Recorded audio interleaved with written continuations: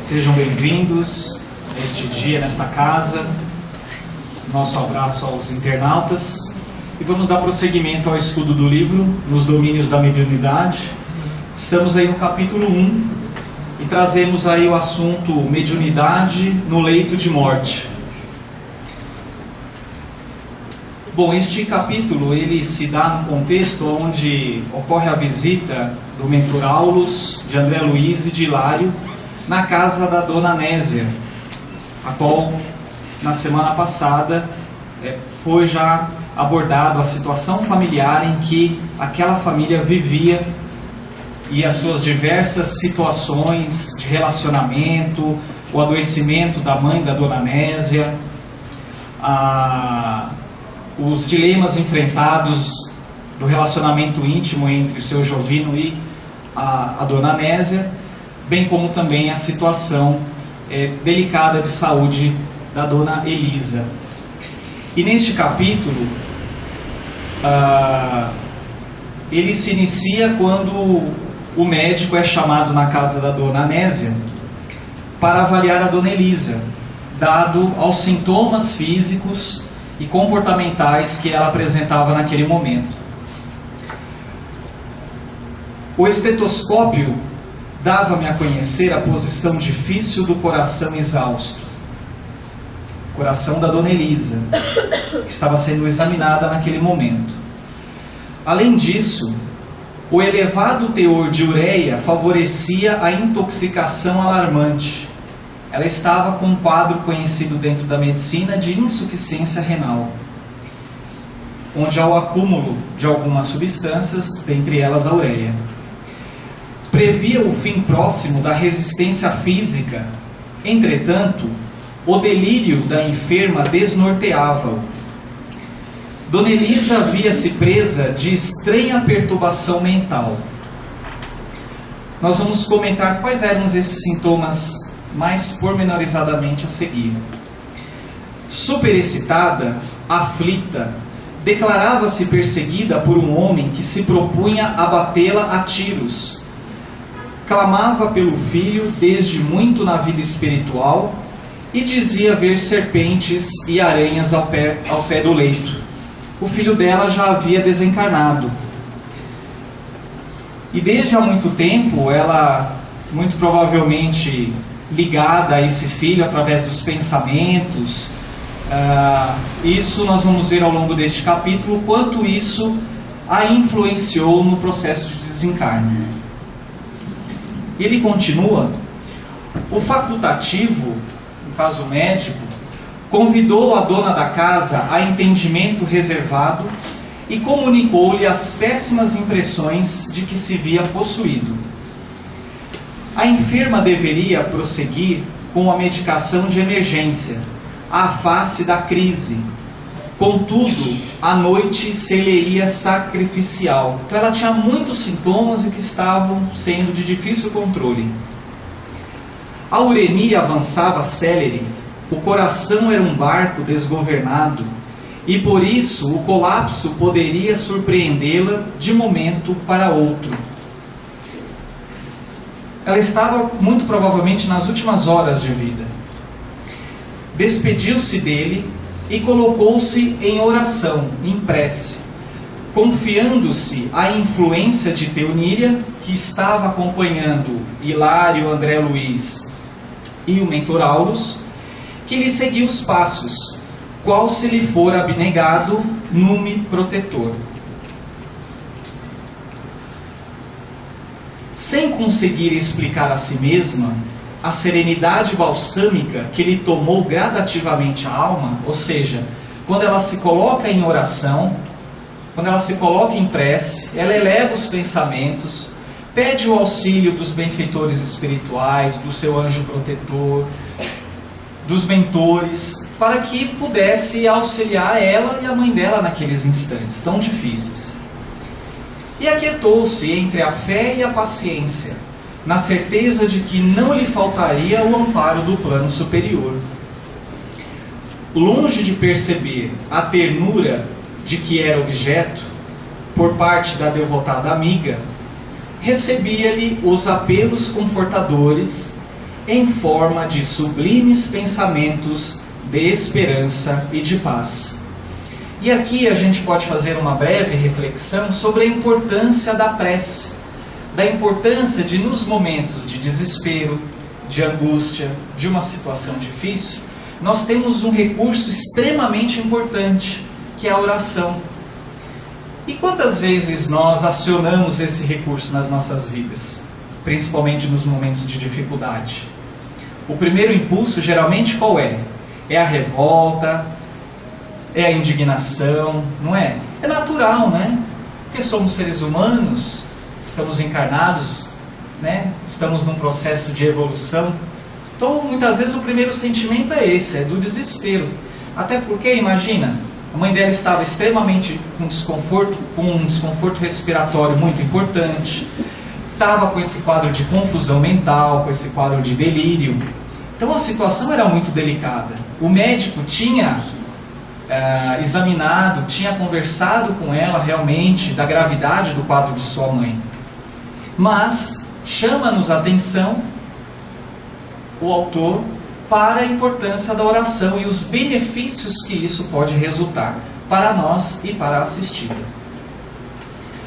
Asserenava-se a enferma de algum modo com a desconfiança e o medo a se lhe estamparem nos olhos, e logo após, constrangendo a Anésia a inclinar-se, segredava-lhe aos ouvidos. Então, Dona Elisa, né, na sua fragilidade, naquele desconforto, ela aproxima-se então dos ouvidos da Anésia e lhe diz: sinto que o nosso Olímpio está conosco. Meu filho desceu do céu e veio buscar-me. Não tenho dúvida, é meu filho sim, meu filho. E enquanto Anésia se fazia intérprete da assistência de Teonília, a esforçar-se por envolver a velhinha em fluidos calmantes, Aulus convidou-nos a reparar a comunhão entre o filho desencarnado e a pobre mãe a desencarnar. Ou seja, havia uma aproximação do espírito Olímpio junto à sua mãe Elisa. E a observação que os mentores fizeram naquele momento foi: nossa amiga, em sua doce afetividade, supõe no filho um gênio guardião. Isso é muito frequente, né? Quando muitas vezes nós nos deparamos com algumas pessoas e que muitas vezes, até independentemente da religião, mas principalmente dentro de algumas religiões, da crença de que aquele que partiu é o protetor, é quem vai estar olhando por nós, né? E muitas vezes isso é verdade, porém nem todas. Quando a realidade é que o infeliz se deixou dominar, mesmo depois de perder o veículo carnal, pelo vício da embriaguez. Ele era um alcoólatra. Naquele momento, quando ele desencarnou, caiu ante o revólver de um companheiro, tão desvairado quanto ele mesmo, numa noite de insânia. Desligado da carne e já intensamente minado pelo delirium tremens. O que é o delirium tremens? É um quadro clínico que geralmente aqueles que são etilistas, que fazem uso abusivo da bebida alcoólica, na abstinência eles apresentam um quadro de agitação e de alucinação associado com um quadro de confusão mental. Não teve forças para mentalizar a recuperação que lhe é imprescindível e prosseguiu em companhia daqueles que lhe pudessem facultar o prolongamento dos excessos em que se comprasse. Evocado, mentalizado pela sua mãe, contudo, pela insistência dela, veio parar neste quarto, onde se encontra enleado, envolvido pelas requisições da irmã Elisa. Acontece, no entanto, que, em se libertando gradualmente do vaso físico, processo de desencarne, portanto, nossa irmã transfere o campo emotivo do círculo da carne para a esfera do espírito. Quer dizer, aquela angústia, aquela situação de desespero, mais do que a questão material envolvida, pela falta de ar, pela uremia, tinha a angústia e as perturbações do campo do espírito, do campo mental, passando compulsoriamente a sofrer o influxo pernicioso da entidade que ela própria trouxe para junto de si, usando a vontade e o pensamento. Na posição em que se colocam, são ambos, assim por força das circunstâncias, duas mentes sintonizadas na mesma faixa de impressões, na mesma faixa vibratória.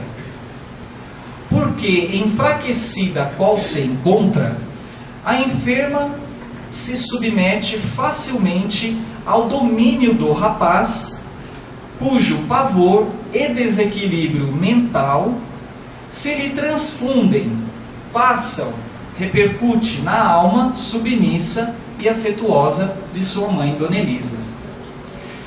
Isso é muito interessante porque talvez alguns poderiam imaginar, né? Foi a pergunta que eu fiz para mim ao preparar a aula.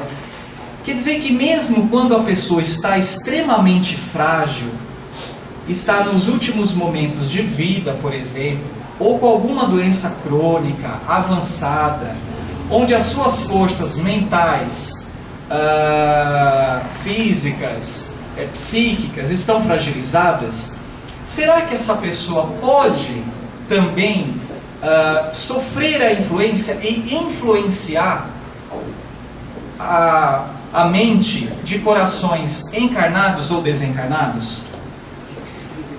O exemplo é de que foi em decorrência da vontade que ela nutria, e muito provavelmente através dos pensamentos que ela trazia e que reverberava, né, desde o falecimento, desde o desencarne do seu filho, era tanto talvez apego, ou ela talvez tinha dificuldade, talvez da aceitação do processo de desencarne do filho, que nesse momento onde ela está extremamente fragilizada, ela se conecta mentalmente com um filho desencarnado.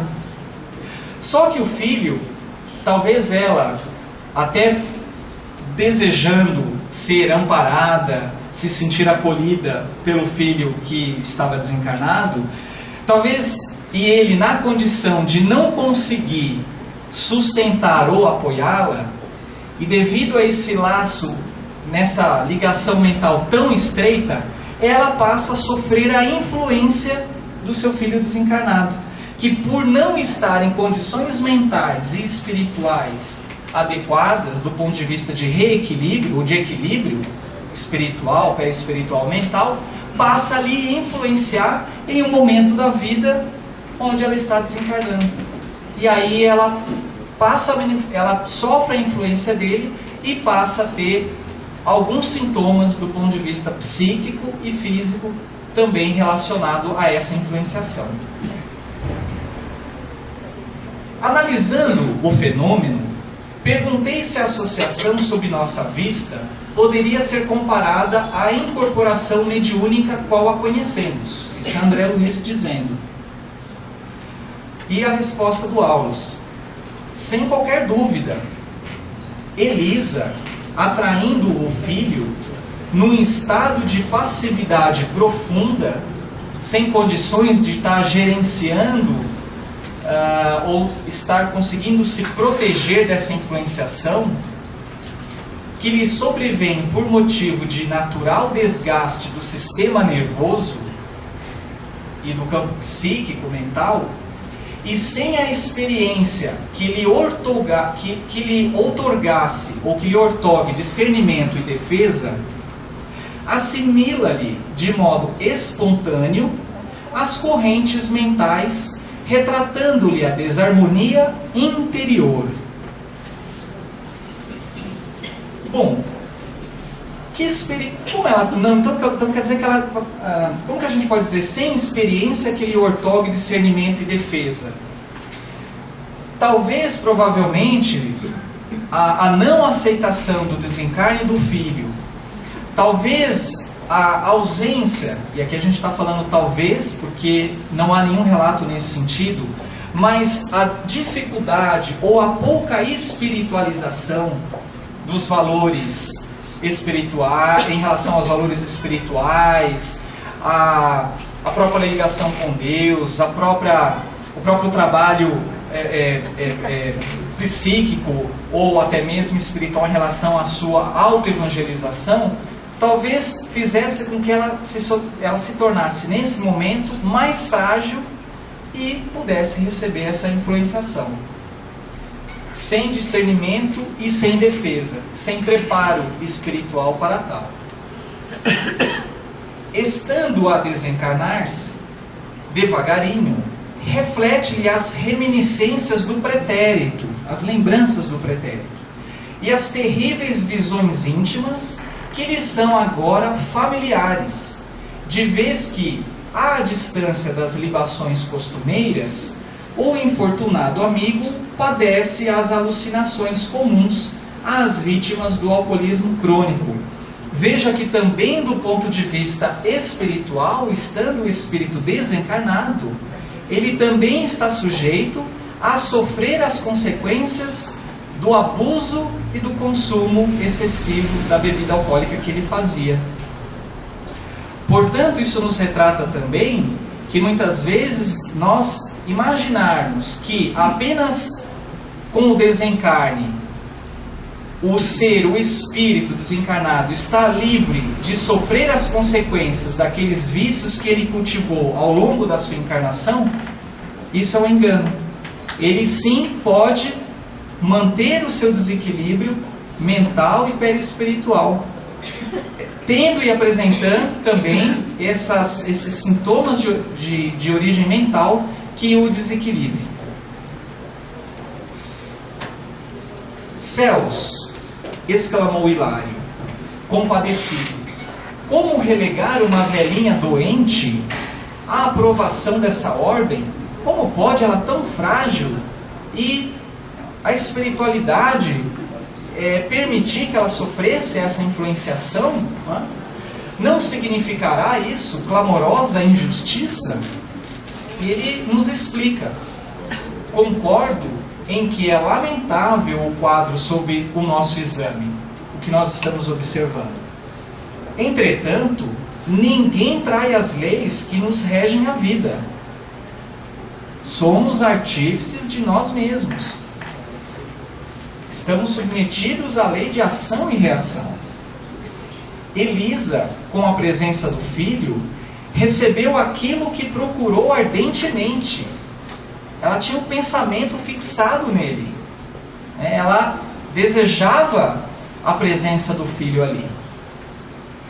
Certo, apresenta-se na configuração passageira de uma anciã penetrando a antecâmara da morte.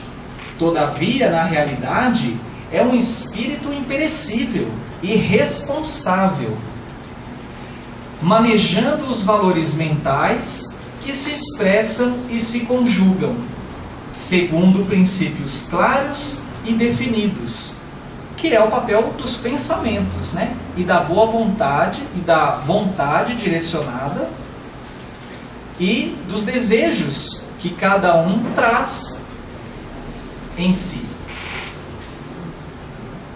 Fim da ligeira pausa, ele acentuou: muita vez pedimos o que não conhecemos, recolhendo o que não desejamos. Então ele chama-nos a atenção sobre o que nós desejamos. A gente não precisa verbalizar, mas o que se passa no nosso coração, nos nossos pensamentos, Isso nos influencia decisivamente. No fim, porém, há sempre um lucro. Quer dizer, a gente colhe aquilo que a gente semeia. Porque o Senhor nos permite retirar de cada situação e de cada problema os preciosos valores da experiência. Portanto, mesmo diante dessa situação, mesmo diante dessa condição de extrema gravidade,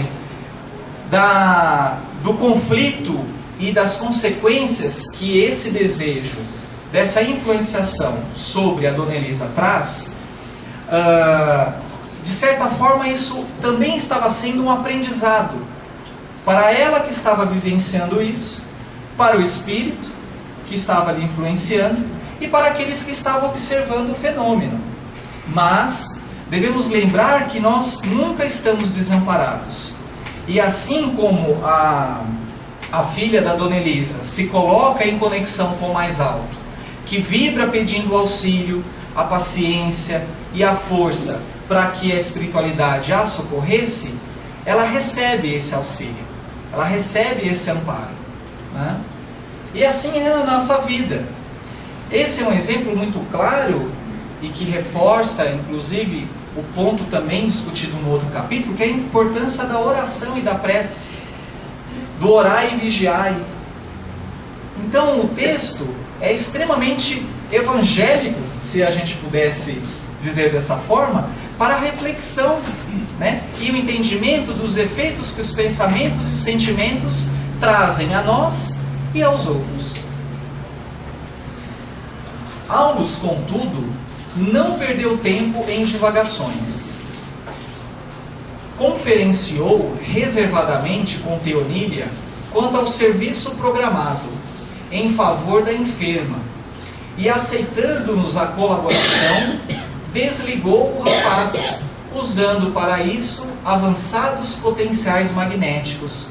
Ou seja, eles interviram nesse momento através de vigorosos passes magnéticos para afastar, dentro das condições que lhes eram permitidas, para que houvesse essa diminuição da influenciação sobre Dona Elisa.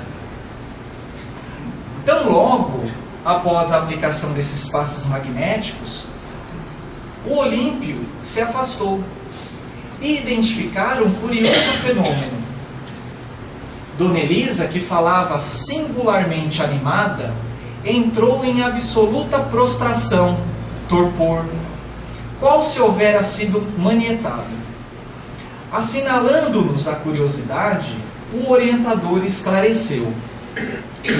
A atuação do filho desencarnado alimentava-lhe a excitação mental, a excitação mental de sua mãe, a incidir sobre o campo nervoso, sobre o sistema nervoso, sobre o campo psíquico da Dona Elisa.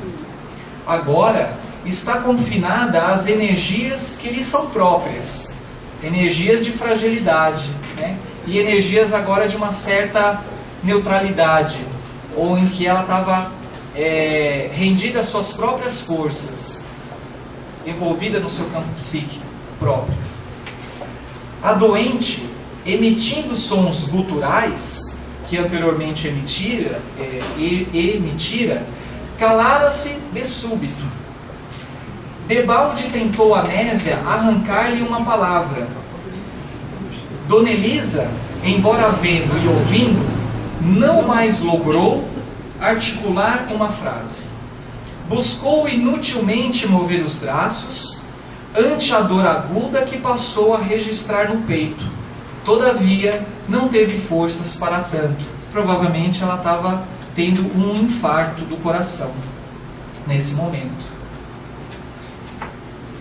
Como se um relâmpago lhe rasgasse a noite mental, num desses raros minutos que valem séculos para a alma, reviu apressadamente o passado.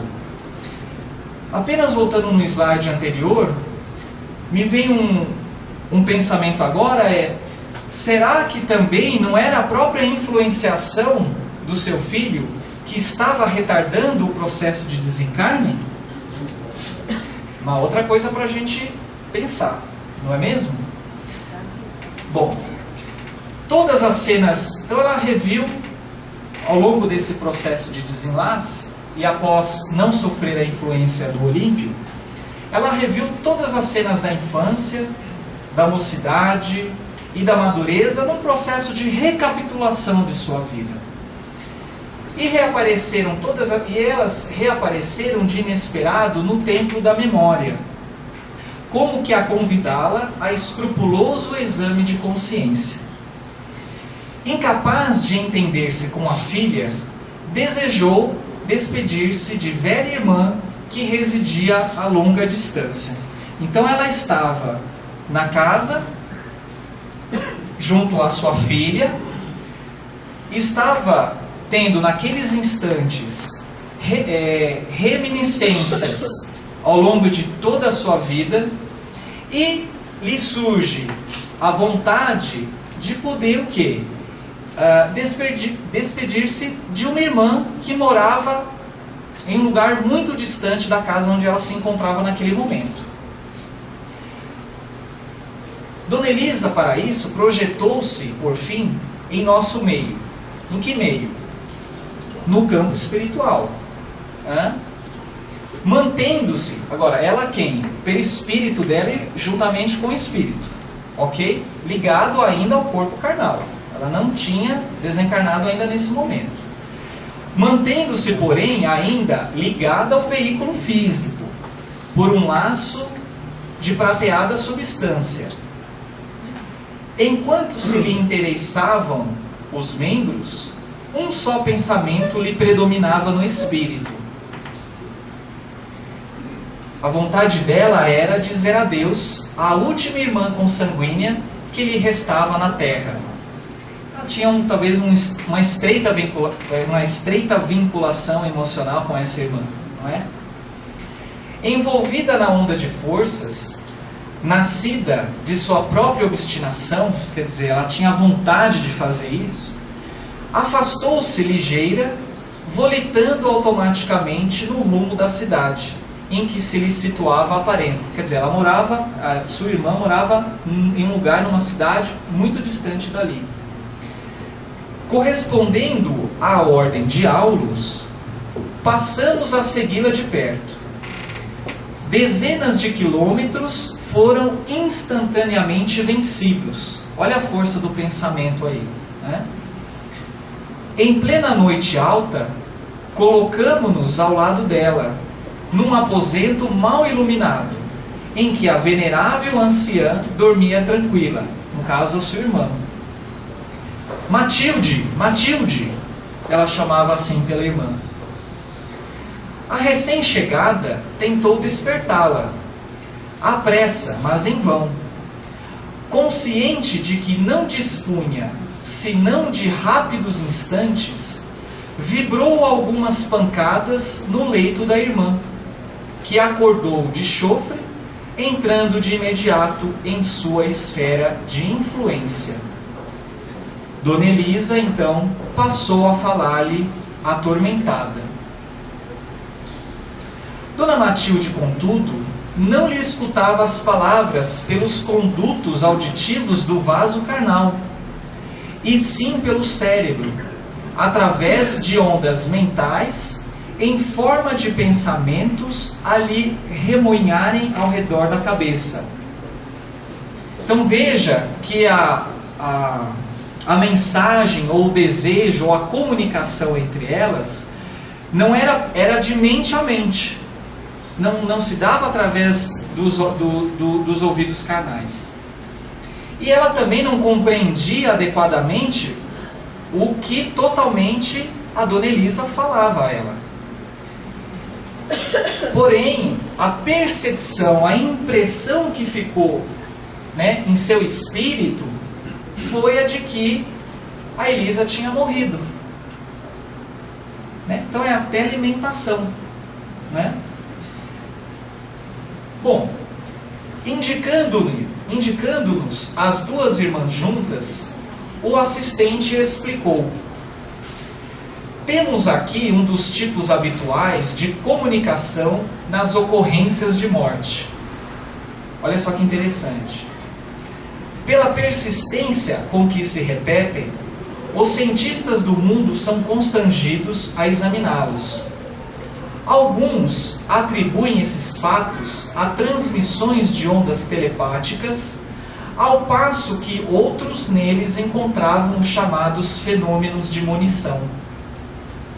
Isso tudo, porém, reduz-se na doutrina do Espiritismo à simples verdade e pura da comunhão direta entre as almas imortais. Então, vocês já ouviram falar daquelas experiências onde as pessoas sentem ou têm muitas vezes a impressão de que algo aconteceu com a outra pessoa? E esse algo que aconteceu pode muitas vezes ser o próprio desencarne ou o processo de desencarne? Quem já ouviu falar nisso aqui, levanta a mão. Gêmeos também. Oi? Gêmeos também. Então, os gêmeos, muito provavelmente pela ligação também de afetividade, né, e pela necessidade, muitas vezes, deles compartilharem a existência e o compromisso que eles têm juntos, né, muitas vezes acontece dessa percepção, né, de um em relação ao que acontece com o outro. É um outro exemplo.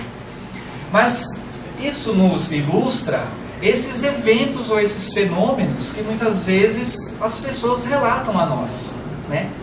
E, obviamente, uma das possíveis explicações, não que seja sempre a mesma, é essa visita, essa possível visita do ser que está desencarnando junto ao ser encarnado, por exemplo.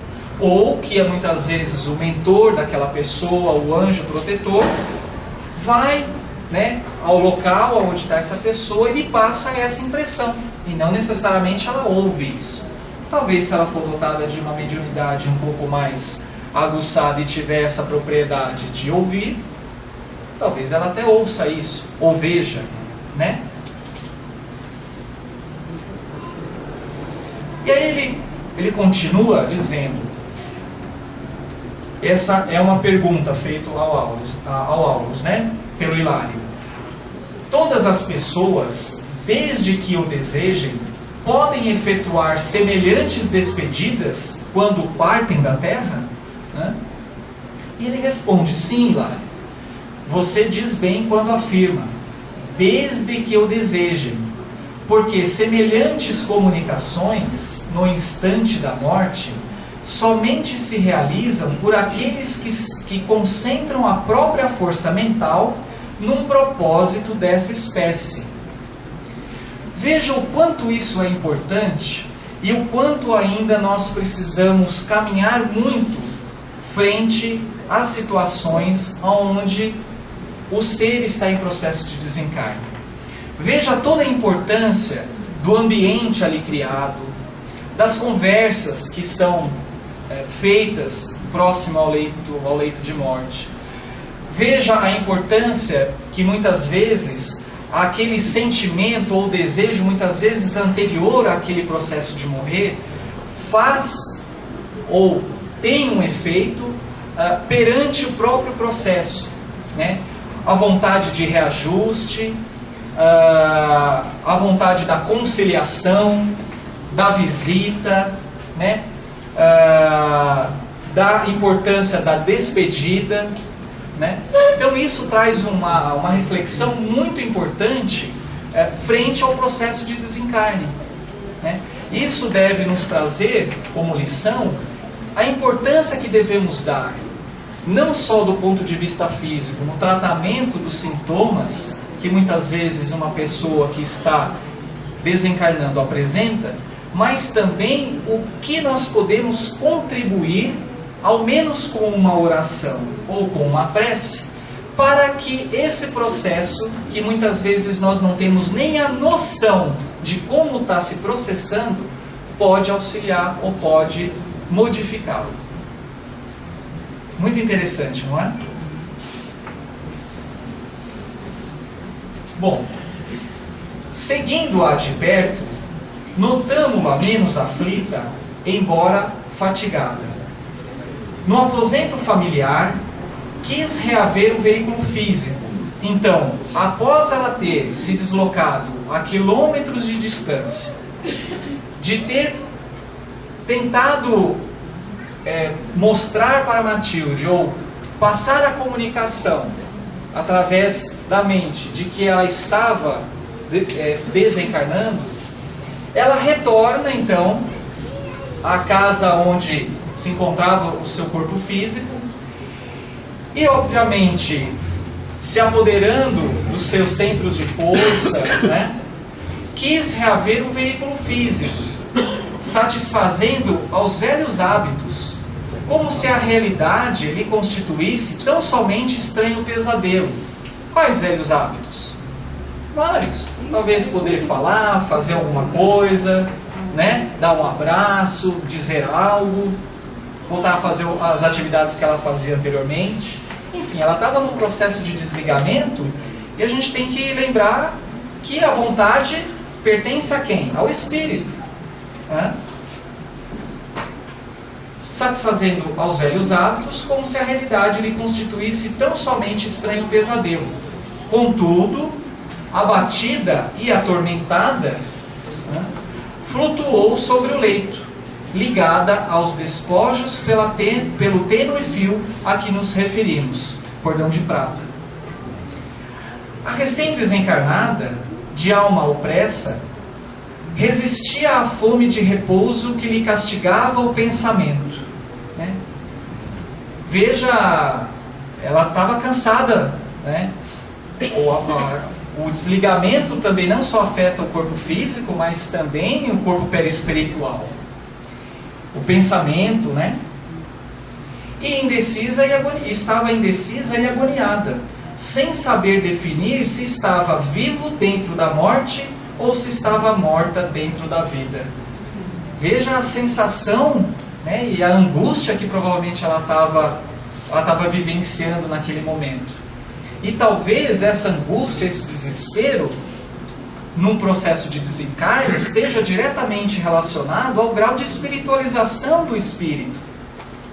Portanto, evangelizar-se, espiritualizar-se, não só nos auxilia para resgatarmos dívidas, débitos anteriores, para vivermos uma vida mais plena, mais saudável aqui na matéria, mas também nos auxilia para que, ao deixarmos o corpo físico, estejamos numa condição melhor e mais preparada para o desencarne.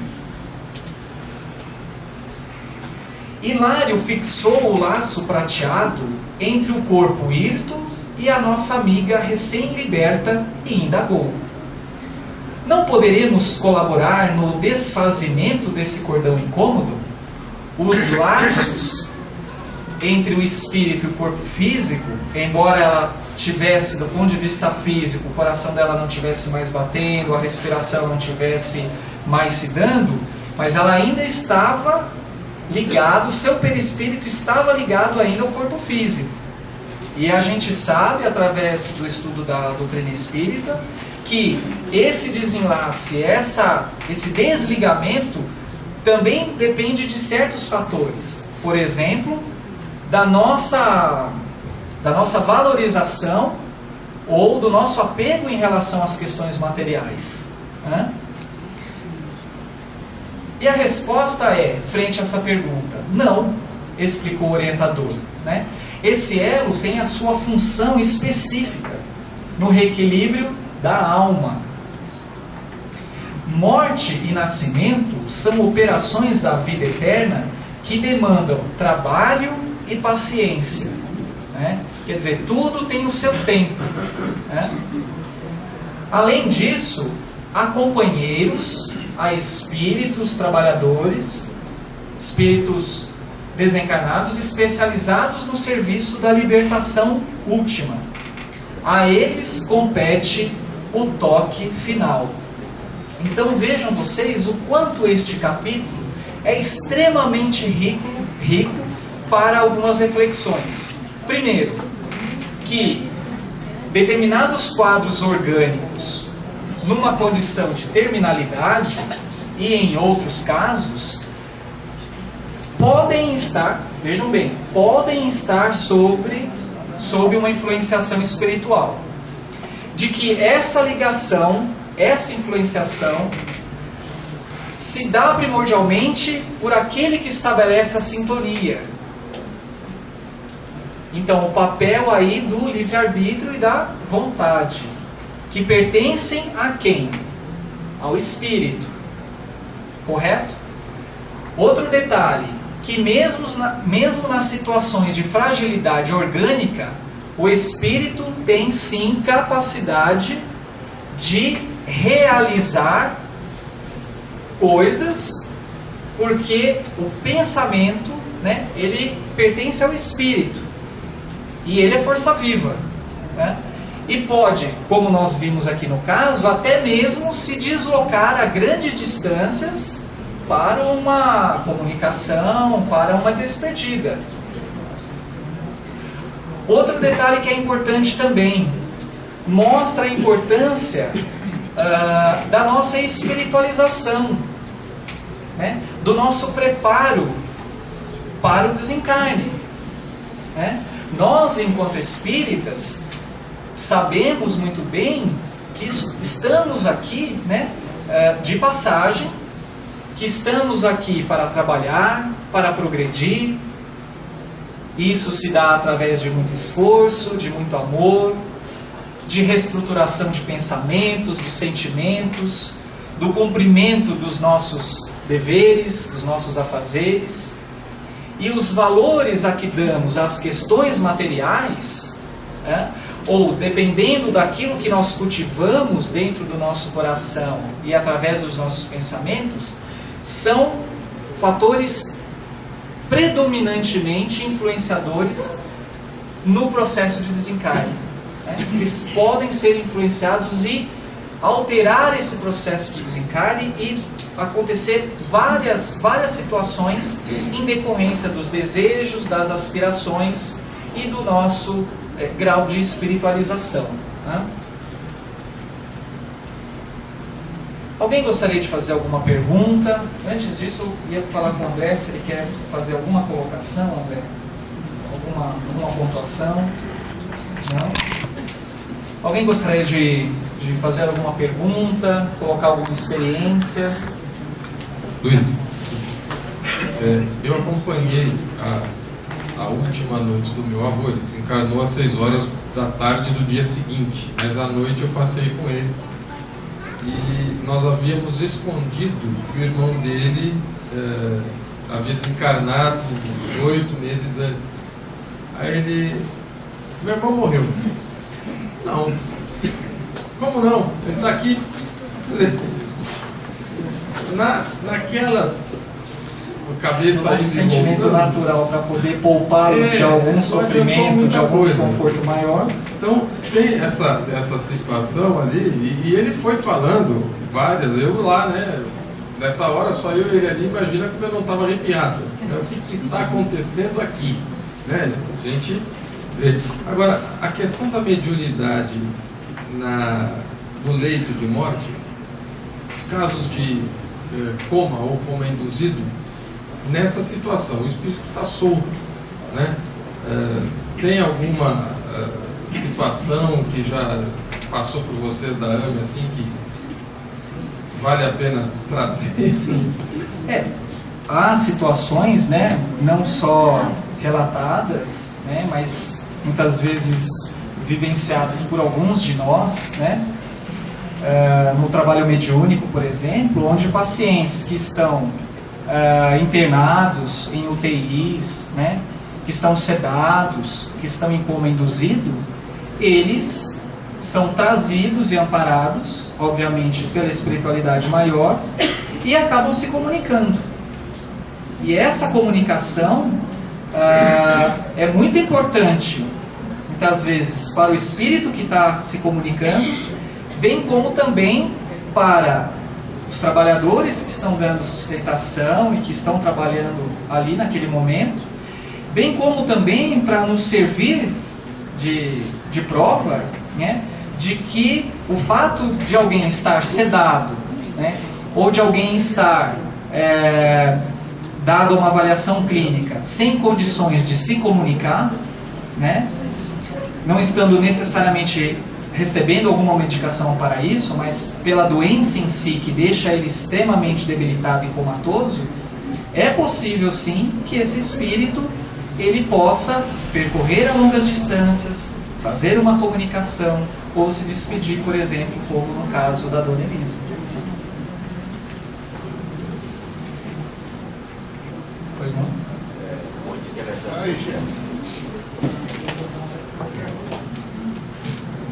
É muito interessante esse caso, você estava explicando todo, desta parte falando, eu tenho uma porção de experiência sobre esses pontos.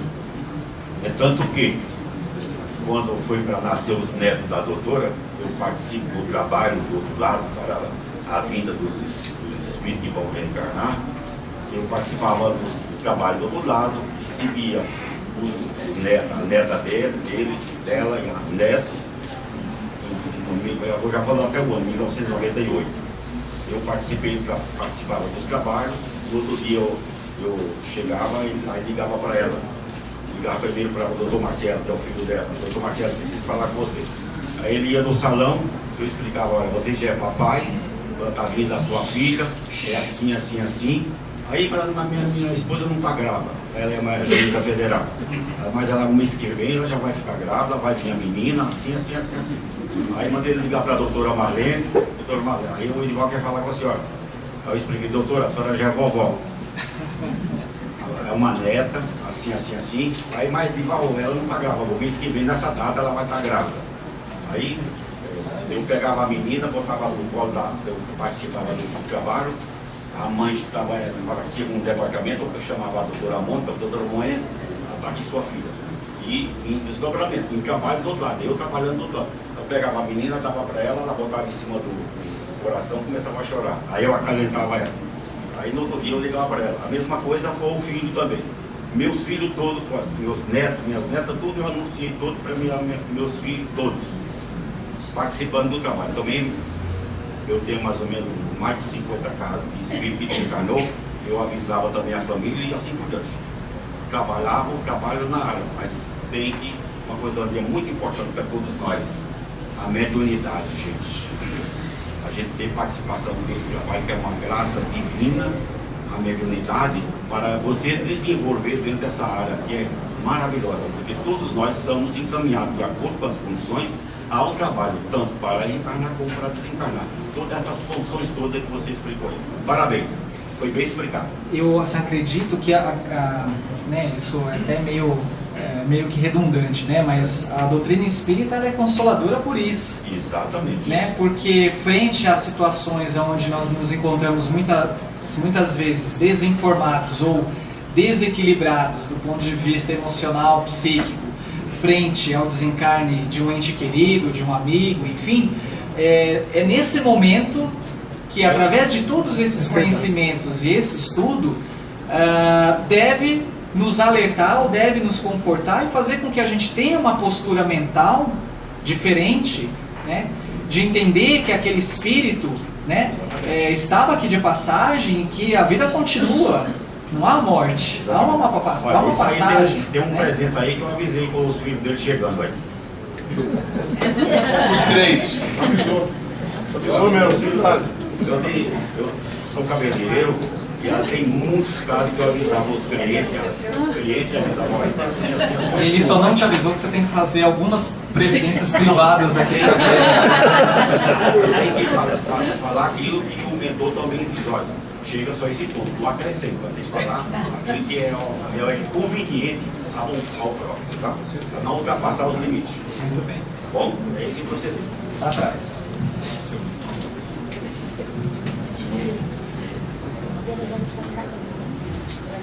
Luiz, eu acho interessante para a gente que é médico também entender. Eu vivi isso e também experienciei muito. Tem muitos colegas que não deixam o doente morrer.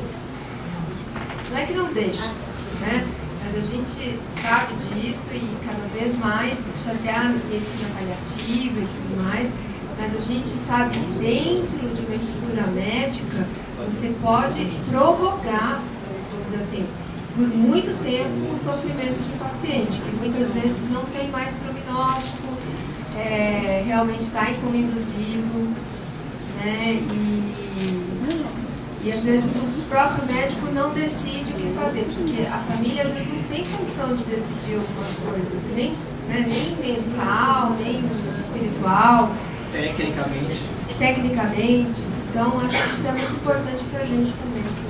Isso é muito bom que você trouxe para nós, Silvia, porque hoje, né, a medicina tem caminhado, né, para a legitimação, né, de uma morte natural, né? Então, os médicos hoje, né, têm o respaldo do ponto de vista ético, né, através dos nossos conselhos, e frente a uma condição de terminalidade de vida, ou seja, frente a uma condição clínica, né, onde não há uma possibilidade de reversão do quadro, mesmo você alimentando a pessoa artificialmente, ou você submetendo ela a alguns procedimentos invasivos, como encaminhá-la para o UTI, ou fazer a intubação.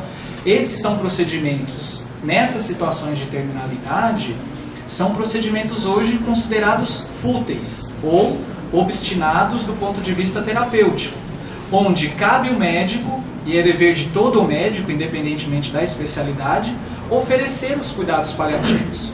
E quais são esses cuidados? É a identificação precoce, né, de vários sintomas, como a dor e outros de origem física, psíquica, emocional e até mesmo espiritual, não só da pessoa que está com uma doença crônica, avançada, progressiva e ameaçadora da continuidade da vida, mas também esse amparo, esse apoio, visa melhorar a qualidade de vida também dos familiares através do acolhimento realizado através de uma equipe multidisciplinar, se possível, né? Então, acredito que a medicina também, a passos curtos, mas já com alguns avanços atualmente, tem feito a sua contribuição para que as pessoas possam morrer com dignidade na presença dos seus entes queridos, seja no hospital, seja em domicílio, né? Muitas vezes a gente acha que o desencarne no domicílio é difícil, é complicado. Realmente, em algumas situações, principalmente no controle dos sintomas, pelos sintomas apresentados no fim de vida, isso acaba sendo bastante difícil, né?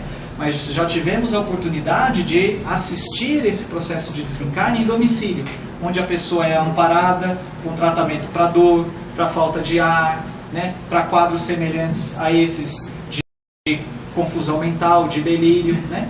Então, eu acho que a medicina está a caminho, né? E a medicina paliativa é uma das áreas de atuação hoje que possibilita esse conhecimento, essa atuação.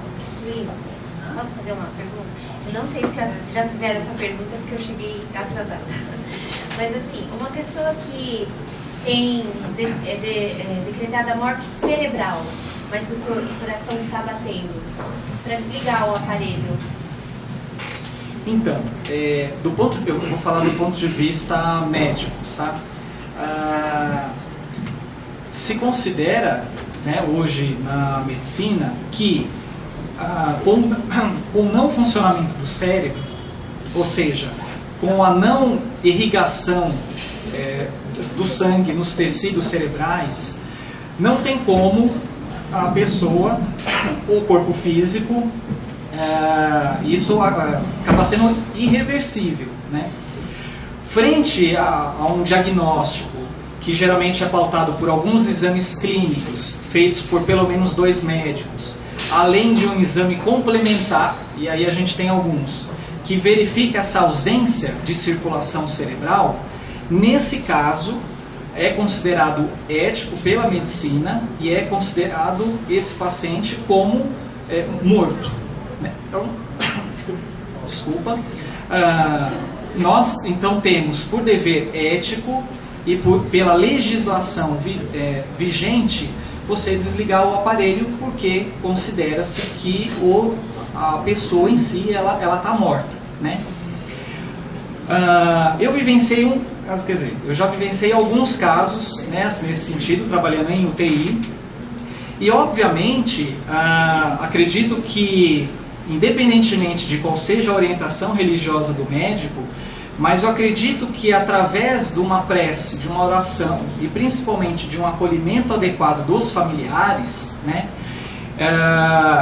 isso auxilia para que a gente, sabendo que o ser que está ali e que do ponto de vista físico ele é tido como morto, a gente possa, né, se ligar com Deus e pedir ajuda do mentor daquele que está desencarnando como nosso mentor, como a própria equipe espiritual que auxilia naquele instante, para que seja feito, que seja preparado esse desenlace, né? Mas do ponto de vista espiritual, ele não seria... Então, do ponto de vista espiritual, vai depender de caso a caso. Porque a gente tem que imaginar que quando a pessoa se encontra nesse estado, não é por acaso que ela se encontrou, né? E a espiritualidade também sabe das leis humanas, né? Sabe e procura assessorar nesse momento também frente àquilo que precisa ser feito, né? E eu penso que esse desenlace e essa aceitação até do próprio espírito em relação a esse processo vai depender de cada um, né? Eu estaria aqui sendo leviano de dizer que todo o processo acontece da mesma forma, né? A gente já viu aqui, na verdade, né, foi um exemplo claro de que o processo de desencarne envolve várias questões, vários fatores, né? Então é isso que eu tenho para te responder nesse momento. Luiz, eu só lembrando isso aí mesmo, o caso do irmão do Chico, né, que o Emmanuel falou para ele, eles estão deliberando se ele vai ou se ele fica, que eles iam pesar o merecimento, quer dizer, é um processo de morrer, né? Embora no caso que ela está citando, é um caso especial porque ele está sendo amparado o corpo físico está recebendo o tratamento ali, isso, né? Mas do ponto de vista cerebral, ele não tem nenhuma atividade cerebral, né? E se a gente entender também que na região ali próximo ao quarto ventrículo, né, no chakra específico, é onde é a sede da alma, né, provavelmente pode ser que ele já até tenha se afastado do corpo físico, ou em decorrência de sua vida, dos seus valores, do seu grau de espiritualização, ele vai estar mais ou menos vinculado em relação à matéria. Então aí fica difícil da gente estabelecer sempre a mesma coisa, né? Eu gostaria só de reforçar essa sua colocação do acolhimento, porque eu estive em coma 20 anos atrás, na UTI do Hospital São Luís, em virtude de uma septicemia. Estou aqui, estou vivo, né? E quando você tem aquele desdobramento, o corpo dorme, porém, o teu espírito está muito vivo. Eu via toda a equipe médica dentro da UTI trabalhando e o que estavam conversando. Chegou num momento, e a paz reinante era muito grande. Como você está desdobrado, você está fora do seu corpo físico, embora como balão cativo sobre o seu corpo, você está vendo e ouvindo tudo o que está acontecendo. Tive a possibilidade do afastamento e ver alguns parentes de minha família espiritual. Alguns que desencarnaram desta carne da matéria, dessa vida, e de outras, que eu não tinha o conhecimento, mas logo os reconheci. Então a importância desse acolhimento, principalmente da equipe médica, né, porque as pessoas às vezes pensam, ele está lá, você está extremamente vivo. Você tem percepção de 360 graus, porque você não sente com os seus sentidos, você sente com o teu perispírito, com o teu corpo astral. E chegou em determinado momento, o conforto era tão grande, a sensação de plenitude, de paz, que chega num momento que você começa a se questionar se você quer voltar para o corpo vendo ou não. É uma coisa impressionante isso, né? E chega num momento, eu não vi túnel como no livro do Raymond Moody Jr. Eu já tinha lido na década de 60 o livro de Elizabeth Kubler-Ross na Faculdade de Psicologia. Então a gente já tinha um certo conhecimento, depois li os outros livros subsequentes. Mas chega no momento que os próprios mentores espirituais que estão ao seu lado, eles se conscientizam que aquele momento é para você ter uma mudança de rota na sua vida e você volta, né? Você aceita incondicionalmente essa situação e você retorna, e é impressionante o retorno, né? Como o balãozinho cativo sendo puxado, né, para o cordão, não chamo nem cordão de prata, mas cordão cor de prata, porque eu chegava a visualizar, inclusive, isso, a minha ligação com isso, né? Eu tive algumas experiências já depois dessa, isso foi aos 40 anos de idade, faz 20 anos atrás. Depois dos 53, eu tive um câncer. E na quimioterapia, aceitei muito bem, até como talvez um compromisso encarnatório, mas eu tive um choque anafilático, um edema de glote, com tudo, vários sucessivos, e passei por experiência análoga, né? Mas a da sepse foi a pior, a que eu tive maior distanciamento e fiz essa viagem Por um tempo mais por um prolongado. tempo mais prolongado, embora você perca a noção, né? Sim. Da coisa. Mas o conforto é muito grande quando você sai do sofrimento do corpo físico, né? Então vamos trabalhar.